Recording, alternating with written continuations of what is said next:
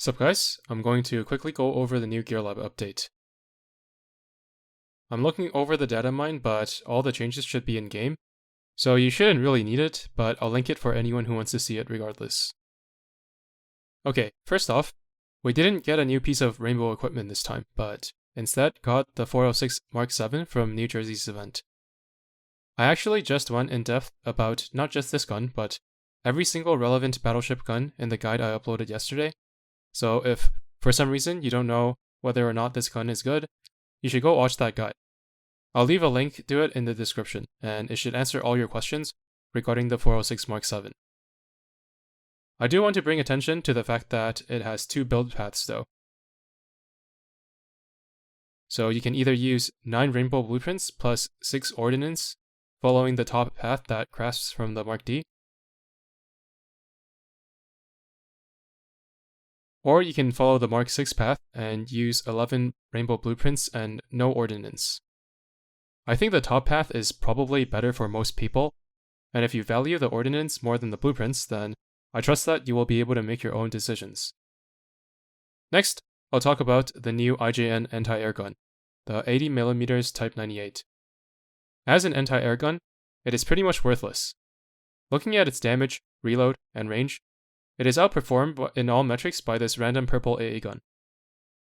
It makes sense that it sucks at AA though, because it comes with a skill that indicates it should not be used where planes are present. If this AA gun is equipped on an IJN Vanguard, they will get a 5% increase to their firepower. Whenever that AA gun fires though, the buff is reduced to just 2.5% firepower instead for 3 seconds. Therefore, if you use it where there are no planes, it's just a 5% bonus to firepower, but in chapters 13 and 15, it'll be dead weight in terms of AA performance, and only give 2.5% firepower.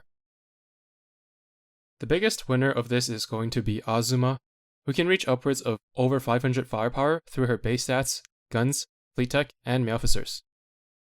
This AA gun will give her more than 25 firepower, which is a much bigger increase than Stag and the other AA gun which gives firepower, the Twin 134.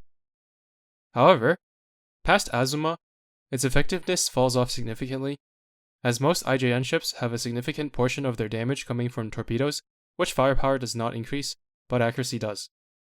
On Unzen, it'll still give about 20 firepower where planes are not present, but whether or not that is a worthwhile upgrade over the Stag which increases her torpedo hit rate is uncertain. It doesn't hurt to make at least one, as it's the best option for Azuma, and likely a decent option for Unzen. But since I often run Unzen in chapters 13 and 15, I doubt I will be replacing her Stag, which pulls its own weight in terms of anti-air on top of its accuracy bonus. Okay, the last equipment of any significance is the single 113mm. It is a direct upgrade over the blue single 120mm. Obviously, it's meant to be used to trigger barrages and skills, and not as a replacement over rainbow guns for damage. Therefore, it's really only worth considering on ships that were using the blue pea shooter to begin with. Since it gives much more firepower and deals double the damage of the 76mm, it's going to be a significant upgrade on Scylla, although I'm not certain if it's necessarily better than the Rainbow Twin 100. Along the same line of thought, it could be great on Dido as well, but she has both higher gun efficiency than Scylla, and her all-out assault takes more shots to proc, so the Rainbow Twin 100 will likely be better on Dido. However, the Rainbow Twin 100 is obviously much more difficult to obtain, so the more appropriate comparison should be the Twin 114 from PR4, but I would have to thoroughly test it to be sure. Since these are ships I personally like, I would probably test them to find out which is ultimately better for my own curiosity's sake, but as they're not super popular, I don't know if I'll bother publishing the results. If, somewhere down the line, someone asks me about it though, I'll probably let them know which one turned out to be better. Another ship that this gun could have been really good on though is Janus, who has a very powerful barrage and weaker main guns than Scylla and Dido. Unfortunately, rather than the main gun shots required to trigger all-out assault halved perk, she has the bonus auxiliary stats perk, meaning that in most likelihood, she'll want the Rainbow Twin 100 instead.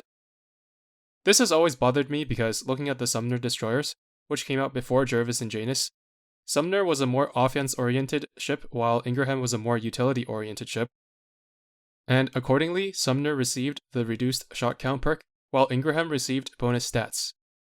However, they did not apply the same logic to Jervis and Janus for some reason. Maybe they just forgot, but it's quite clear that Jervis is the utility oriented of the two, while Janus trades almost all utility for pure damage. Anyway, just a quick little rant because Janus is one of my favorite ships design-wise, and I just wish they did her justice, since they've shown that they can with the Sumners. Okay, now for the most important question regarding this new gun. Is it better than the blue pea shooter on the Shimakaze, Kawakaze, and Kazagumos of the world? Comparing the cooldown of the two guns, there is only a 0.02 second difference when accounting for realistic reload stats of well over 200 for ships that can equip the guns. On stream, I tested each gun for 3 sets of 1 minute duration against the easy difficulty of challenge mode, and counted the exact number of shots fired. Across 3 runs, the 76mm fired about 2 shots more on average.